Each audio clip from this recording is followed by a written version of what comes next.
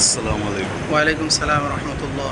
আজকে কিসের উপর আলোচনা? আজকে আমাদের আরবি বর্ষর শেষ হলো 1445 হিজরি, সামনে 1446 হিজরি আমরা কিভাবে কাটাবো, আল্লাহর আনুগত্য, রসুলের সুন্নত তরিকা আমলের মাধ্যমে যেন কাটাতে পারি, এ ব্যাপারে কোরআন হাদিস থেকে আলোচনা করা হয়েছে। এবং আমি কয়েকদিন আগে কুষ্টিয়া ইসলামী বিশ্ববিদ্যালয় থেকে এমফিল ডিগ্রি অর্জন করেছি। এজন্য আমি সকলের কাছে দোয়া চেয়েছি, আল্লাহ যেন আমাকে পিএইচডি করারও তৌফিক দান করেন। আসসালামু আলাইকুম। ওয়ালাইকুম সালাম। আলহামদুলিল্লাহ ওয়া সালামুন আলা ইবাদিহি আল্লাযীনা ইসতাফা। আম্মা বা'দু ফাআউযু বিল্লাহি মিনাশ শাইতানির রাজীম। বিসমিল্লাহির রাহমানির রাহিম। তাবারাকাল্লাযী বিয়াদিহিল মুলকু ওয়া আলা কুল্লি শাইইন কাদির। الذي خلق الموت والحياة ليبلوكم أيكم أحسن عملا وهو العزيز الغفور.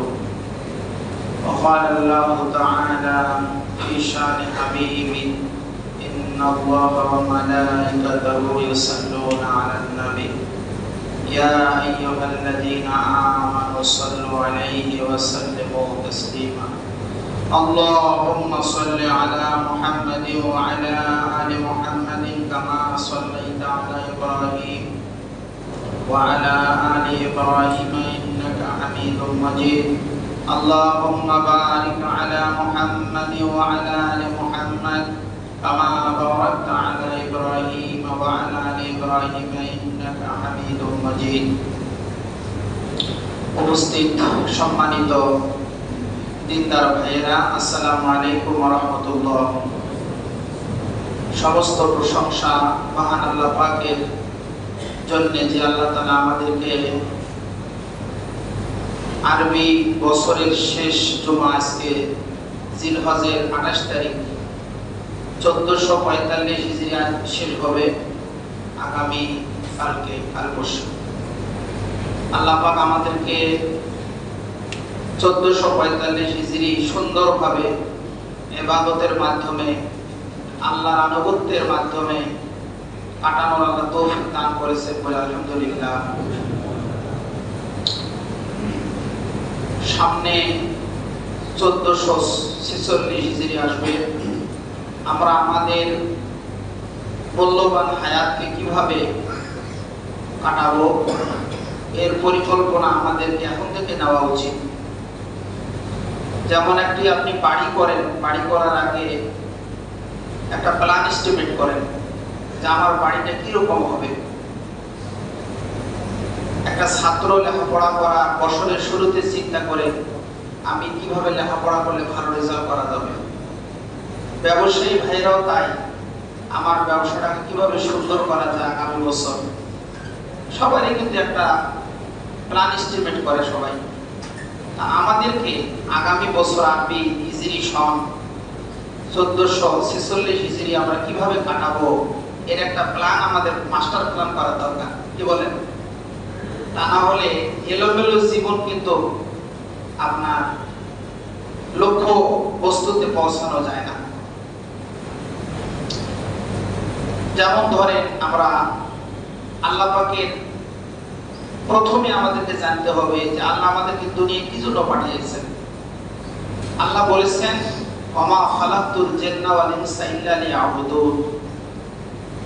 আল্লাহ বলতেছেন সূরা জারিয়াতের মধ্যে, আমি মানুষকে সৃষ্টি করেছি আমার ইবাদতের জন্য, গোলামির জন্য, আমার আনুগত্য করার জন্য। আমি আমার অতীতকালে কি আনুগত্য করলাম আর সামনে কিভাবে করব, এ ব্যাপারে আমাদেরকে সচেতন হতে হবে। কি আনুগত্য? যে 5 ওয়াক্ত নামাজ আল্লাহ আমার উপরে ফরজ করেছেন, আমি আগামী 1446 হিজরিতে 5 ওয়াক্ত নামাজ আমি সময় মতো জামাতের সঙ্গে আদায় করব।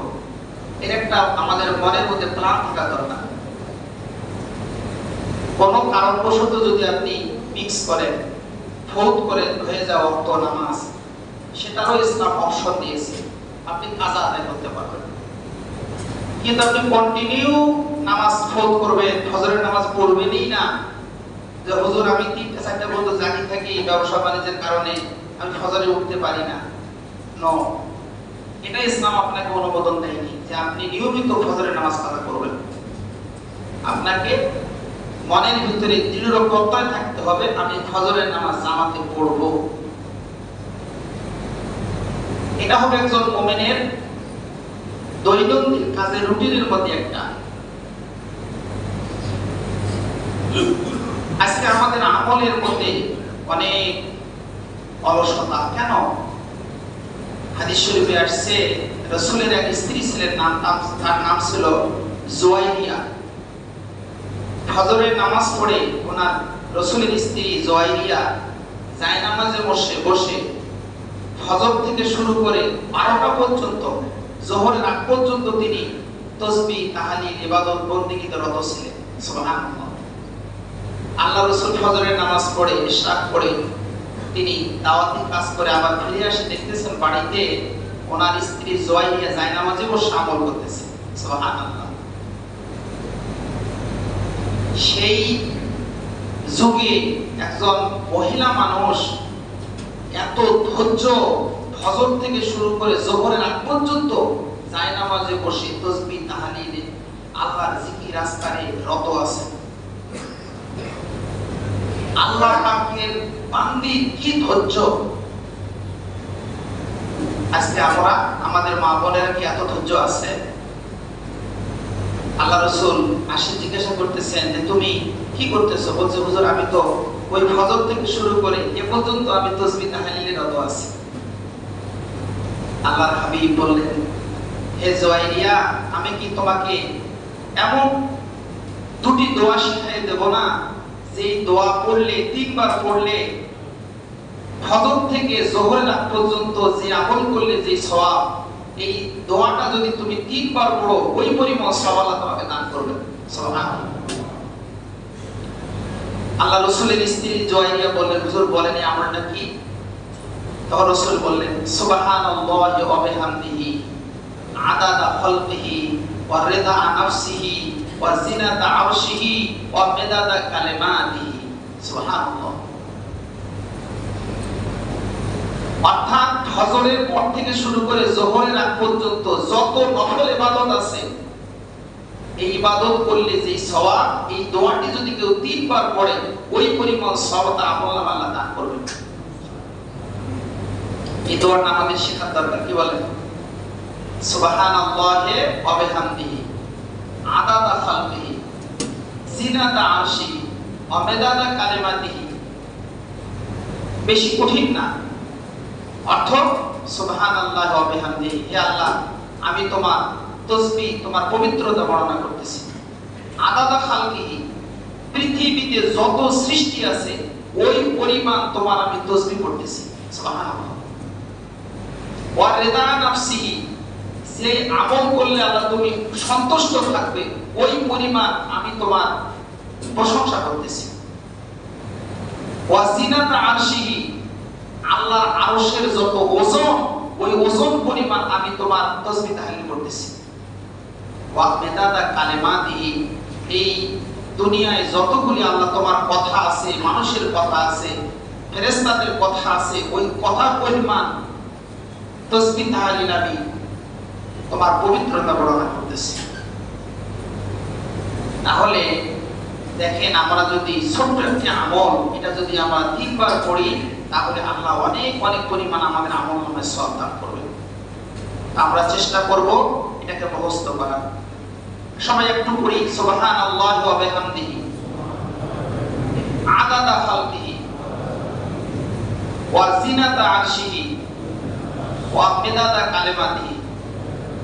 বাস, কঠিন একটা শব্দ না। আমরা ইনশাআল্লাহ আমল করব। যাদের মুখস্থ থাকবে না আমার কাছ থেকে এক সময় লিখে নেবেন, অথবা হাদিসের বইও পাওয়া যাবে। তিরমিজি শরীফের মধ্যে হাদিসটা আছে, তাফসীরের কিতাবে সব হাদিসটাই উল্লেখ করা হয়েছে, মিশকাতের মধ্যে হাদিসটা আছে।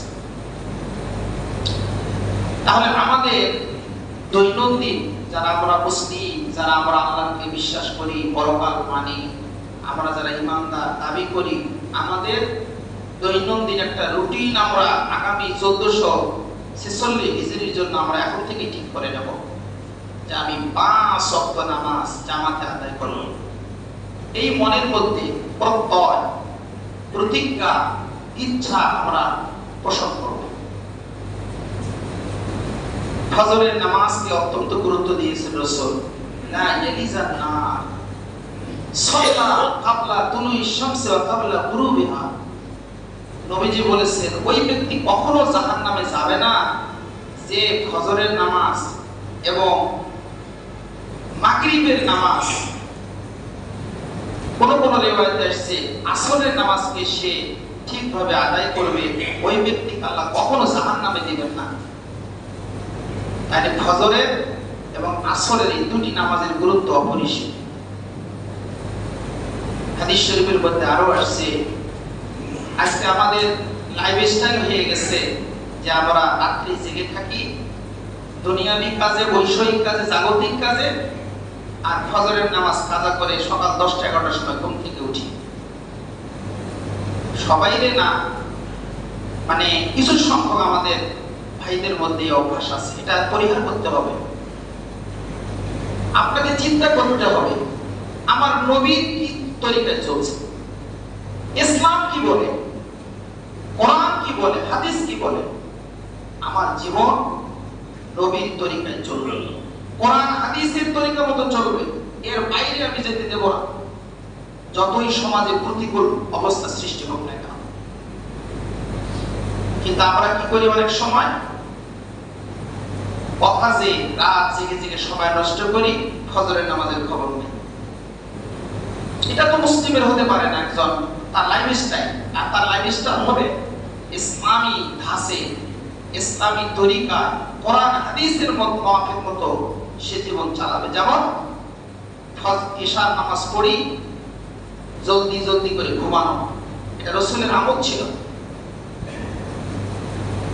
আল্লাহ রাসূল বলেছেন যারা মুনাফিক, যারা যাদের ভিতর নেফাকি আছে, এরা রাত জেগে থাকে, ক্লাবে আড্ডা দেয়, সমিতি, বিভিন্ন সমিতিতে যে দুনিয়াবি কাজে সময় ব্যয় করে, আর ফজরের সময় তারা ঘুমায়, ফজরের আগে আগে ফজরের নামাজ কাজা। আল্লাহ রাসূল বলেছেন না, তোমরা তাড়াতাড়ি করে কুমিল লাইলা ইল্লা কালিলা, অল্প সময় ছাড়া যে নবী তুমি রাতে দাঁড়িয়ে আল্লাহর ইবাদত করো। সুবহানাল্লাহ। আমরা ইশার নামাজ পড়ি, তাড়াতাড়ি করে 10টার মধ্যে ঘুমিয়ে পড়বো। এটা হবে আমাদের মুসলিমের কালচার, আমাদের অভ্যাস, আমাদের সংস্কৃতি। ফজরের নামাজ ধরার জন্য, তাহাজ্জুদ নামাজ পড়ার জন্য আমাকে জলদি করে ইশার নামাজ পড়ে ঘুমিয়ে যেতে হবে।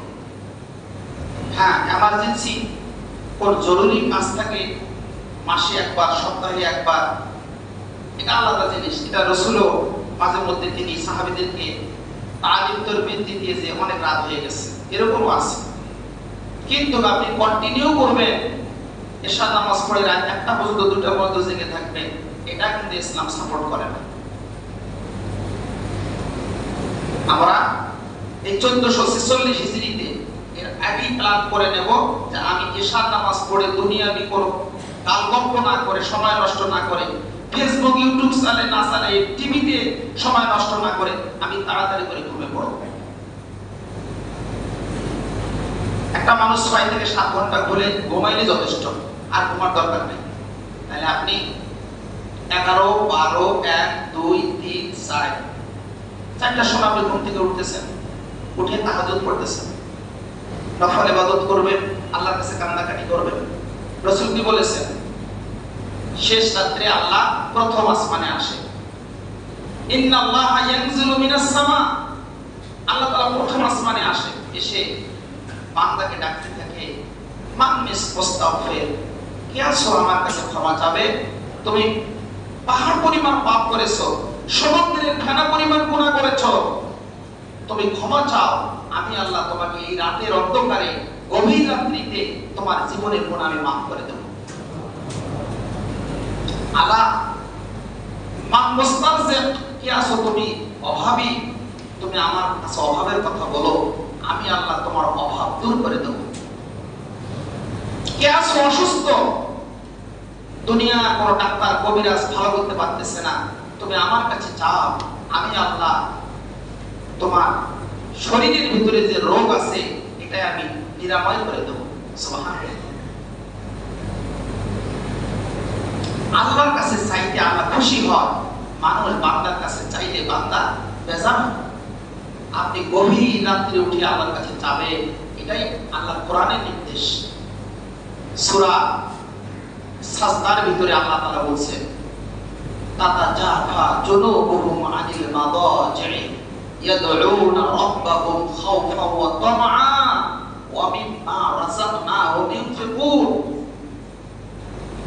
সূরা সাজদার 22 নম্বর আয়াত 21 পারা আল্লাহ বলতেছেন, আমার কিছু বান্দা আছে, মানুষ সবাই ঘুমিয়ে থাকে, তারা ওই সময় বিছানা থেকে উঠে আমার কাছে বিনয়ের সাথে ভীতি সন্ত্রস্ত হয়ে চোখের পানি ফেলে কান্দে। আমি আল্লাহ ওই সমস্ত ব্যক্তিদের জন্য জান্নাতে উঁচু মর্যাদা রেখে দিয়েছি। সুবহানাল্লাহ।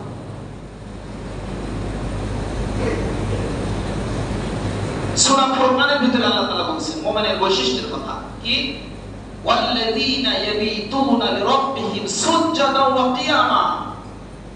এই সূরার শেষে 10টি মুমিনের গুণের কথা আল্লাহ উল্লেখ করেছেন। তার মধ্যে একটা অন্যতম গুণ হলো মুমিন গভীর রাত্রে উঠে, শেষ রাত্রে উঠে ইয়াবিতুনা জাগ্রত হয়ে সুজদা, তারা সিজদা করে, আল্লাহকে সিজদা দেয়, চোখের পানি ফেলে কান্দে, সিজদা দিতে দিতে তারা ওখানে আল্লাহকে এমন ভাবে দিল থেকে ডাকে, আমি আল্লাহ তখন আর ওই বান্দার মনের চাওয়া পাওয়া যাহা ছিল আমি তা পূরণ করেই দিই। সুবহানাল্লাহ। কিয়ামত দাঁড়িয়ে থাকে, ঘন্টাটা ঘন্টা দাঁড়িয়ে থাকে। সূরা ফুরকানে আল্লাহ কথা বলছেন, সূরা সাজদার ভিতরে আল্লাহ কথা বলছেন, সূরা জারিয়াতে আল্লাহ বলছেন, ওয়াফিল আসহারি হুম ইস্তাগফিরুন। মুমিনের গুণ হবে এরা গভীর রাত্রে উঠে আল্লাহর কাছে ক্ষমা চায়, মাফ চায়। সূরা আলে ইমরানের ভিতরে আল্লাহ বলছেন মুমিনের 7টি গুণের কথা, তার মধ্যে একটা গুণ আস-সাবিরিনা ওয়াস-সাদিকিনা ওয়াল-কানিতিনা ওয়াল-মুনফিকিনা ওয়াল-মুস্তাগফিরিনা বিল আসহার। মুমিন হবে ধৈর্যশীল, সবরকারী, আস-সাদিকিন সত্যবাদী, সে কোনোদিন মিথ্যার আশ্রয় নেবে না। ওয়াল-কানিতি, সে আনুগত্যকারী হবে, আল্লাহর হুকুমকে পালনকারী হবে। ওয়াল-মুনফিকিন, সে আল্লাহর রাস্তায় খরচকারী হবে। ওয়াল-মুস্তাগফিরিনা বিল আসহার, গভীর রাত্রে উঠে আল্লাহর কাছে ক্ষমা চাবে। বলে সুবহানাল্লাহ। মুমিনের যে গুণাবলী, যে বৈশিষ্ট্য আল্লাহ তাআলা বিভিন্ন সূরার ভিতরে আলোকপাত করেছেন। ভাইরা আমার, রাসূল পাক সাল্লাল্লাহু আলাইহি ওয়াসাল্লাম তিনি এশার নামাজ পড়ে কোন সময় তিনি মাগরিবের নামাজ পড়ে খানা শেষ করতেন, খেয়ে তিনি এশার নামাজ পড়ে তিনি সূরা কেরাত পড়তে পড়তে সূরা মুলক পড়তেন, সূরা সাজদা পড়তেন, আরো অনেক সূরা পড়ে হামিম সিজদা সূরাগুলো পড়তেন, পড়ে দোয়া দরুদ পড়ে তিনি ঘুমিয়ে যেতেন তাড়াতাড়ি। তাহলে আমরা রাসূলের জীবনের সাথে আমলের সাথে আমাদের জীবনটাকে একটু মিলাইয়া দেব। আমার কোথায় ত্রুটি আছে এটাকে সংশোধন করে আমি আমার আজ থেকে নিয়ত করব, আমি এশার নামাজ পড়ে আমি আর জাগতিক সময় ব্যয় না করে আমি ঘুমিয়ে যাব আমলের মাধ্যমে, নবীর সুন্নাত তরিকায় ঘুমাবো। আরো হাদিসে আসছে, আপনি যদি ঘুমার আগে ওযু করে 2 রাকাত নফল নামাজ পড়তে পারেন আরো ভালো। রাসূল বলেছেন মানুষ যখন ঘুমায় তার আত্মাটা আল্লাহর আরশে চলে যায়। সুবহানাল্লাহ। আল্লাহর আরশে চলে যায়, সেখানে আল্লাহর আরশ মিশে তওয়াফ করে, ঘুরে আল্লাহর ইবাদতের মধ্যে আপনার রাতটা কাটালো। যদি আপনি 2 রাকাত নামাজ পড়ে ঘুমাইতে পারেন আর নিয়ত করে ঘুমাবেন, আল্লাহ আমি যেন ফজরের নামাজ যথাসময়ে উঠে আমি জামাতে পড়তে পারি, দেখবেন আল্লাহ তাআলা আপনাকে তৌফিক দান করবে। অ্যালার্ম লাগবে না, মোবাইলের অ্যালার্ম লাগবে না, ঘড়ির অ্যালার্ম লাগবে না, মহান আল্লাহর এমন অ্যালার্ম আছে ফেরেশতা দিয়ে আল্লাহ আপনাকে ডেকে দিয়ে ফজরের নামাজ পড়াবে। সুবহানাল্লাহ। আমি তো কোনো ঘড়িতে অ্যালার্ম দেই না, ঠিক রাত 3টার সময় উঠে গেছে, এটা আমাদের নিয়ম, ইখলাস, তাকওয়া, পরহেজগারিতা এই থাকতে হবে আমাদের। আপনি দেখবেন রাসূলের সুন্নাত তরিকা আপনার আমলগুলো আপনি সাজিয়ে নেন। এরপরে ফজরের নামাজ পড়ে কিছু সময় তাসবিহ তাহলিল পড়লেন, আমল করলেন। রাসূল মাগরিব এবং ফজরের পরে তিনি আমল করতেন। সুবহানাল্লাহ 33 বার, আলহামদুলিল্লাহ 33 বার, আল্লাহু আকবার 34 বার, লা ইলাহা ইল্লাল্লাহ একবার। তারপরে ইশরাকের নামাজ পড়তেন। তারপরে বিভিন্ন দোয়া দরুদ পড়লেন। যে দোয়াটা আমি এতক্ষণ পড়লাম, সুবহানাল্লাহি ওয়া বিহামদিহি আদাদা খালকিহি ওয়া রিদা নাফসিহি ওয়া জিনাতা আরশিহি ওয়া মিদাদা কালিমাতিহি, এগুলো দোয়া পড়তেন। লা ইলাহা ইল্লাল্লাহু হালিমুল আযীম, লা ইলাহা ইল্লাল্লাহু হালিমুল কারীম, লা ইলাহা ইল্লাল্লাহু রাব্বুস সামাওয়াতি ওয়া রাব্বুল আরশিল আযীম, লা ইলাহা ইল্লাল্লাহু মালিকুল হাক্কুল মুবিন। এই দোয়াগুলো, মাসনুন দোয়াগুলো রাসূল পড়তেন। পড়তে পড়তে পড়তে পড়তে সূর্য উঠে যেত। তারপরে 2 রাকাত করে 4 রাকাত ইশরাক করতেন। রাসূল বলেছেন, যে ব্যক্তি 2 রাকাত করে 4 রাকাত ইশরাক করবে তার আমলনামায় আল্লাহ তাআলা কবুলিয়ত হজের সওয়াব দান করবেন।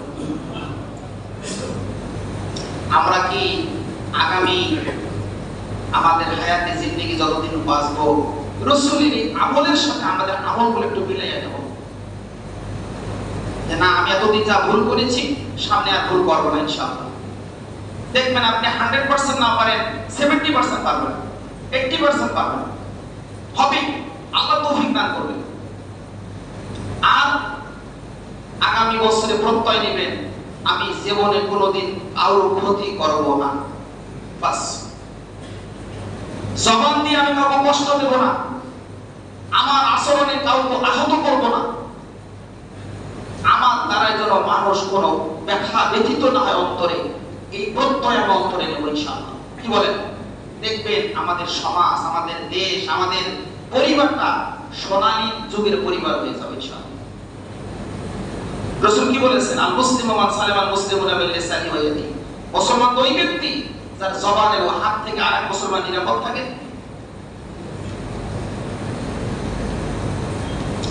1446 হিজরির সামনে আমরা এই আমলগুলো ইনশাআল্লাহ ঠিকভাবে করব।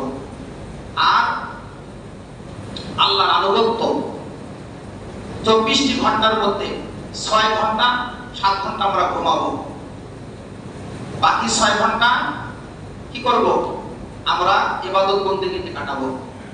আর বাকি যে 12 ঘন্টা থাকতেছে দুনিয়ার লাইনে রুজি রোজগারের জন্য, চাকরি বাকরি যা আছে এগুলোর জন্য সময় ব্যয় করব।